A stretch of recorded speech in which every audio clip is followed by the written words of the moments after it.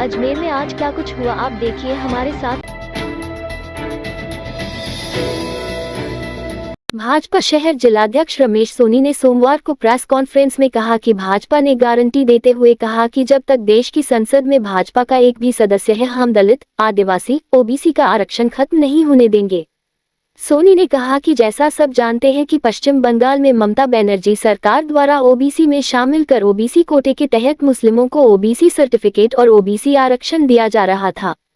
उसे कलकत्ता हाईकोर्ट ने निरस्त कर दिया है। तृणमूल सरकार द्वारा 2010 से लेकर 2024 तक जारी किए गए ओबीसी सर्टिफिकेट को भी रद्द कर दिया गया है। हाईकोर्ट का फैसला आने के तुरंत बाद ममता बनर्जी ने कहा कि वह हाईकोर्ट के आदेश को नहीं मानेंगी। क्या ममता बनर्जी संविधान से ऊपर हैं? क्या संविधान के तहत काम करना इनका काम नहीं है? क्या संविधान की रक्षा करना इनका काम नहीं है? ममता बनर्जी जी को पता होना चाहिए कि संविधान से ऊपर कोई भी नहीं है। ममता बनर्जी भी संविधान की रक्षा की शपथ लेकर ही मुख्यमंत्री बनी है। ममता बनर्जी का ये बयान संविधान का अपमान है।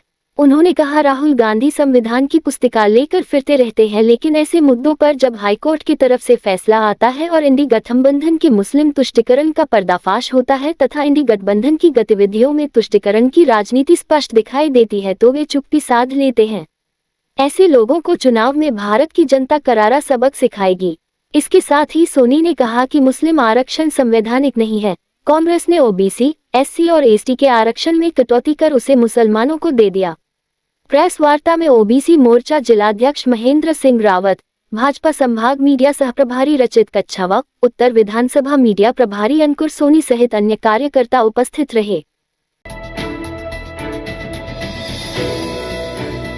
प्रदेश में हीट वेव से लोगों की सुरक्षा के लिए एडवाइजरी जारी होने के बाद अजमेर के राजकीय जवाहरलाल नेहरू चिकित्सालय में भी हीट वेव से ग्रस्त मरीजों के तुरंत उपचार के लिए विभिन्न व्यवस्थाओं में तेजी लाई गई है, जिसके चलते चिकित्सालय में हीट वेव से ग्रस्त मरीजों के लिए 20 अलग से पलांगों की व्यवस्था कर दी गई है। साथ ही उन्हें तुरंत उपचार मुहैया करने के लिए बर्फ की सिल्लियां भी मंगा ली गई है ताकि उनके शरीर के तापमान को नियंत्रित करने के लिए बर्फ को की बाग में भरकर उनके शरीर के विभिन्न हिस्सों में लगाया जा सके। इसी कड़ी में राजकीय जवाहरलाल नेहरू मेडिकल कॉलेज के प्राचार्य एवं नियंत्रक डॉक्टर वीर बहादुर सिंह ने सोमवार को अस्पताल अधीक्षक डॉक्टर विंद खरे एवं उपाचार्य डॉक्टर श्याम भूतरा के साथ नेहरू अस्पताल की आपातकालीन इकाई एवं हीट वेव से ग्रस्त मरीजों के लिए वार्डों में की गई व्यवस्था की जानकारी ली एवं अवलोकन किया। उसके बाद वह राजकीय जनाना अस्पताल पहुंचे। वहां भी उन्होंने हीट वेव से ग्रस्त मरीजों के लिए तैयार किए गए वार्ड का अवलोकन किया एवं व्यवस्थाओं का मुआयना किया। डॉक्टर सिंह के अनुसार वहां भी उन्होंने व्यवस्थाओं को संतुष्टिजनक पाया। इसके पश्चात डॉक्टर सिंह चिकित्सकों के दल के साथ राजकीय सैटेलाइट हॉस्पिटल का अवलोकन करने के लिए भी पहुंचे। वहां भी उन्होंने हीट वेव से ग्रस्त मरीजों के लिए किए गए इंतजाम देखे। उल्लेखनीय है कि हीट वेव से पहले मौत प्रदेश के अजमेर जिले में ही दर्ज की गई है। यहां रूपनगढ़ के निकटवर्ती गांव सराना के निवासी एक मजदूर मांगीलाल की मृत्यु हीट वेव से होने की पुष्टि चिकित्सा प्रशासन ने की है।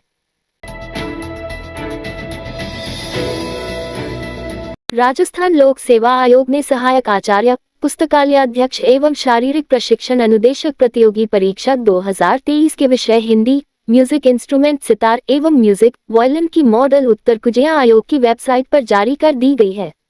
यदि किसी अभ्यर्थी को इन मॉडल उत्तर कुंजियों पर कोई आपत्ति हो तो निर्धारित शुल्क के साथ 28 से 30 मई तक अपनी आपत्ति ऑनलाइन दर्ज करवा सकता है। आयोग के मुख्य परीक्षा नियंत्रक आशुतोष गुप्ता ने बताया कि उक्त विषयों की परीक्षाओं का आयोजन 17 मार्च से 31 मार्च तक किया गया था। आपत्तियां आयोग की वेबसाइट पर उपलब्ध मॉडल प्रश्न पत्रों के क्रमानुसार ही प्रविष्ट करनी होंगी। इन परीक्षाओं के मॉडल प्रश्न पत्र आयोग की वेबसाइट पर उपलब्ध हैं। आपत्ति प्रामाणिक स्टैंडर्ड ऑथेंटिक पुस्तकों के प्रमाण सहित ऑनलाइन ही प्रविष्ट करें। वांछित प्रमाण संलग्न नहीं होने की स्थिति में आपत्तियों पर विचार नहीं किया जाएगा। उक्त परीक्षा में सम्मिलित अभ्यर्थियों के अतिरिक्त यदि कोई अन्य व्यक्ति आपत्ति दर्ज करवाते हैं तो उन पर कोई विचार नहीं किया जाएगा। आयोग ने प्रत्येक प्रश्न के लिए आपत्ति शुल्क 100 रुपये निर्धारित किया है। अभ्यर्थी एसएसओ पोर्टल पर लॉगिन कर रिक्रूटमेंट पोर्टल का चयन कर उक्त परीक्षा के लिए उपलब्ध लिंक पर क्लिक कर प्रश्नों पर आपत्तियां दर्ज करा सकते हैं। कुल आपत्ति शुल्क का भुगतान ही मित्र कियोस्क अथवा पोर्टल पर उपलब्ध पेमेंट गेटवे से किया जा सकता है। शुल्क के अभाव में आपत्तियां स्वीकार नहीं की जाएगी। आपत्तियां केवल ऑनलाइन ही स्वीकार की जाएंगी। ऑनलाइन आपत्तियों का लिंक 28 से 30 मई तक ही उपलब्ध रहेगा। दरगाह थाना पुलिस ने दरगाह के अंदर भीड़ में जायरीन के मोबाइल चोरी करने वाली एक गैंग के 4 सदस्यों को गिरफ्तार किया है। थाना प्रभारी नरेंद्र जाखड़ ने बताया कि गिरफ्तार आरोपियों में अजमेर के गयासुद्दीन, मेनू शेख, मोहम्मद उस्मान व मोहम्मद मुजाहिद शामिल हैं, जिनके कब्जे से कुल 21 चोरी के मोबाइल फोन बरामद किए गए हैं, जिनकी अनुमानित कीमत करीब 6.50 लाख रुपए की है। आरोपियों से उनके गिरोह के अन्य सदस्यों के बारे में भी पूछताछ की जा रही है। साथ ही आरोपियों से चोरी की अन्य वारदातों के संबंध में भी पूछताछ की जा रही है। पुलिस को संदेह है कि आरोपियों ने पूरा गिरोह बना रखा है, जो दरगाह में चोरी की वारदातों को अंजाम देते हैं।